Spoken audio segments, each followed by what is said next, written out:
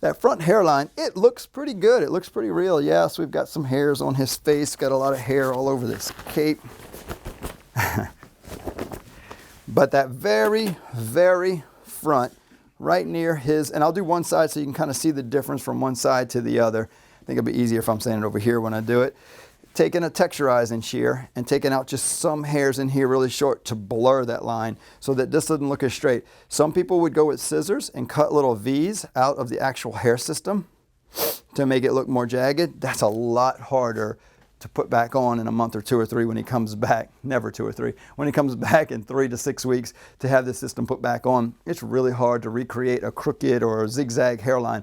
But when the hairline's straight, it just looks a little blurred because I cut some hairs. Watch this. I'm going in just about a 1/4 to 1/2 inch above here, and I can pull it down so I know what section I did, but you can't really see what happened when I do that until I put it back up. But I'll just go in and just take out like this. Sorry about that. Or you can just cut and open and cut and open. Just cut all in this area, a few different.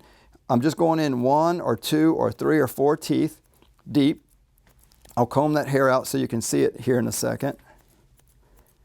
And I'll just do that half so you can kind of see the difference. Well, you can see the hair that's coming out. So a little bit of hair comes out, and it's just some little bitty short hairs in this area that just blur that line a little bit. Most people have little baby hairs around the front, so we call them baby hairs. And can you see the difference there? It looks so much more real than this side. I don't know if we can kind of zoom in on that, but what I'll do is I'll try to clean up a little bit of this hair on his face, and we'll kind of look at each side to kind of see the difference. And I'm okay with some of you guys saying, I love it, and some of you guys saying, I hate it. He's not always going to wear his hair like this, but I just kind of want you to see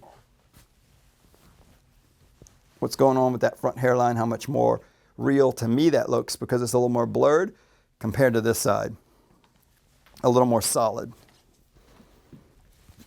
So now we're going to do it to the other side also. What we did was we softened that side.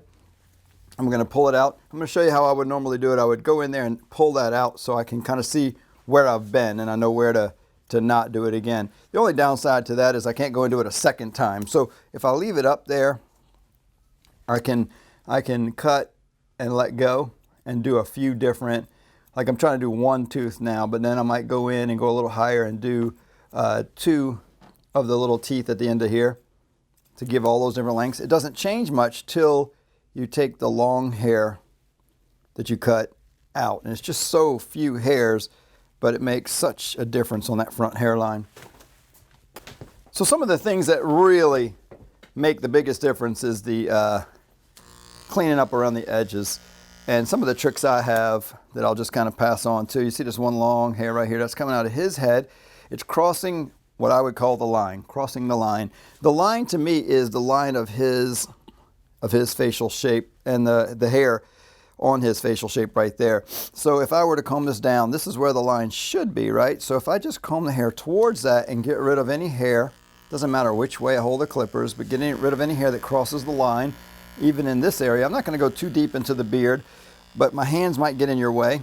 So I just wanted to kind of explain what I'm doing. You see the line disappears when I go forward, but if I come down, I see where the line is. I come forward to that line. I can keep the comb on there and get rid of the hair in front of that line. It automatically cleans that area up. And then the same thing going back. We know there's not supposed to be any hair between his ear and where the beard starts there. So if I bring all of this hair back like this and just get rid of it right in here, doesn't matter which angle my comb's at. It's easier for some people to kind of go up through it like this. But as we get rid of this hair, everything starts to look a little neater, and the blend of the two going together works out better. I'll pull his ear down and kind of go around this area.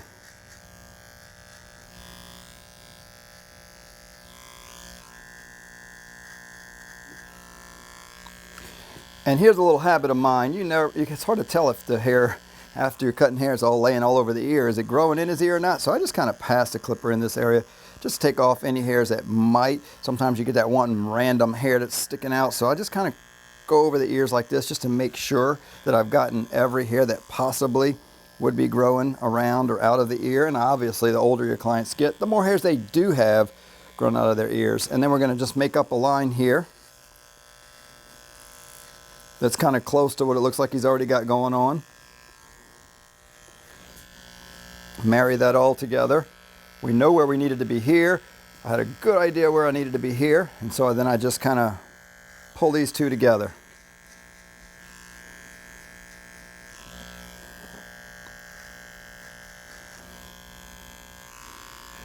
Not sure if I'm going to go straight across at the bottom and square it off, or I'm going to round it or go more to a point, but I knew I needed at least that taken off, so I'll do the same thing on the other side. That water is mostly just to hold this hair out of the way.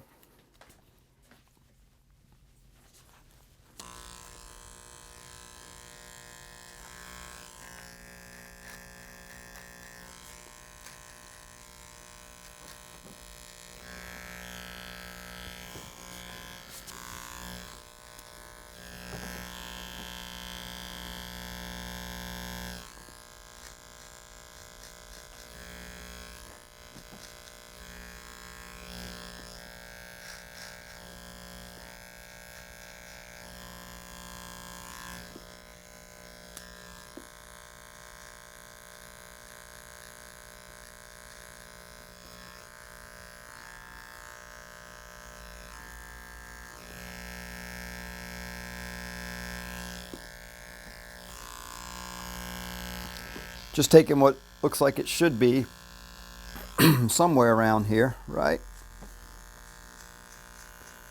Is it the same as the other side? I find if I put a finger there, I can kind of tell where it should be if I grab both sides at the same time.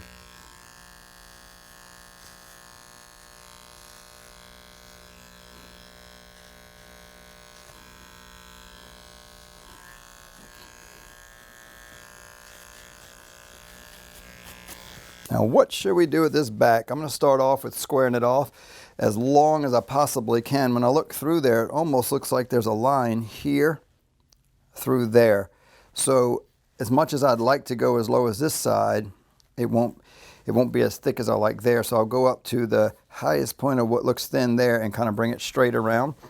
Make sure his head's really straight. Bring his shoulders back. Don't have him look down too much.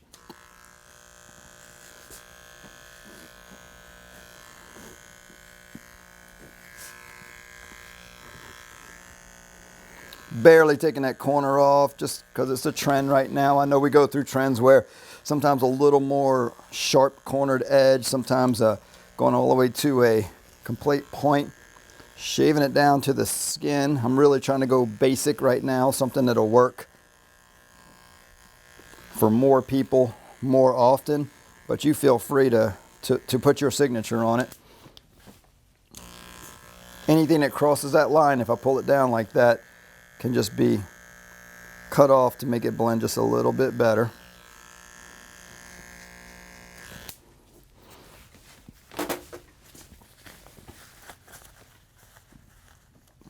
Now, this is where I'd like to go in and say, now we can tell if we should have gone a little shorter in this area. And if we want to kind of fade it down just a little bit closer to those edges, right in those bottom edges, if we want to just take out a little bit more hair.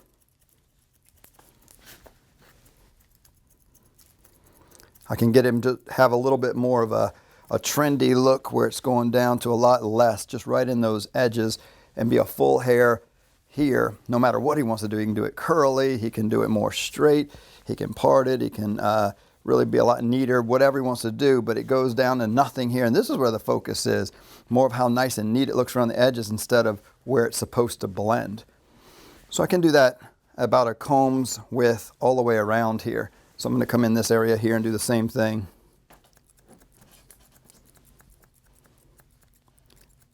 So I like to do a lot of my work with thinning shears because it's a slower, more safe process. I just keep on chopping till it looks like I want it to look without having to get it right at that very first cut. If you decide to go with clippers at a certain length or scissors and you went a little too short, it's too late, right? It's just a one-time thing, one and done, good or bad. With texturizing shears, it's a lot more forgiving. So I can slowly take that shorter and shorter. I could do it down in here too if I wanted to blend his beard more so he can have a thinner look here and blend into a thicker and longer here, blend into thicker and longer up here. I think that's looking pretty good right around there. So I'll do the same thing over here.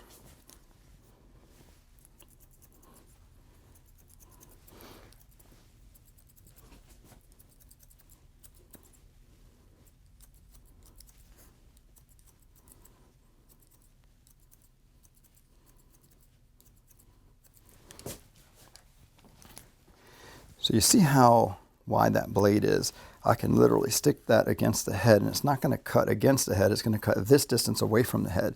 So as I can go right up in here and cut like this and still not make lines. It's almost the same as doing it like this. It's just going right through there and cutting it. And if you turned it over, this distance would be even further, so you'd even be more safe.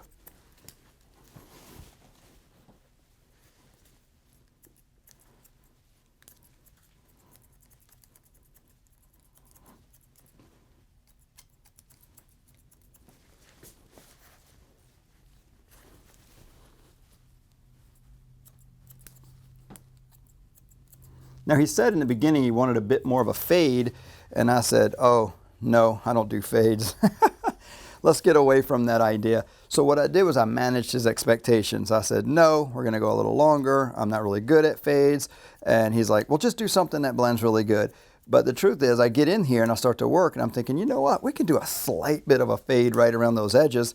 And so now when he sees it, I've lowered his expectations, but delivered a little bit more than he expects, so he'll be happy now. If I said, sure, I can do a fade, and like, oh my God, I'm nervous the whole time, I took the pressure off of me by saying, no, can't do a fade, forget it. I'm just not even gonna try.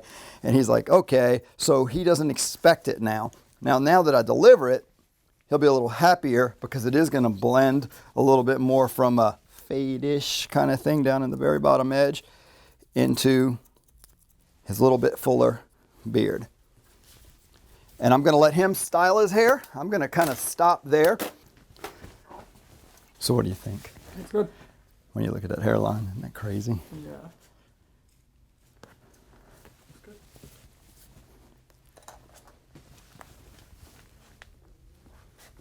Great. So that's it, guys. Very basic haircut. I did go a little closer here than your basic haircut, but from there you can take it as short or as long or as blended as you like. I just thought it'd be really kind of neat to see some of the basic principles that I do in a haircut. I go through those steps every single time. I can recap. I do a mohawk strip here, and then I kind of do that pie section across the front to get the bangs right, and then I'll take out just a little bit on each side, kind of pie sectioning around to that back, and then work on the sides with texturizing shears. And when I say work on the sides with texturizing shears, I mean the system hair as well as his hair, to blend the two together. We did go a little bit longer. It's very common that I'll go a little bit longer at first. They're gonna say it's too much, it's too thick, it's too long, because they're not used to having hair. He's had hair before, so he's loving a little bit of length, whereas the very first time, they are often saying too much hair, but I highly encourage them to leave a little bit more hair, come back in a day or two to cut more. So that's it, guys. That little bit of, I just love that little bit of front hairline. You like this hair? Yeah. He loves it. That's a wrap. Thank you guys for watching. Bye.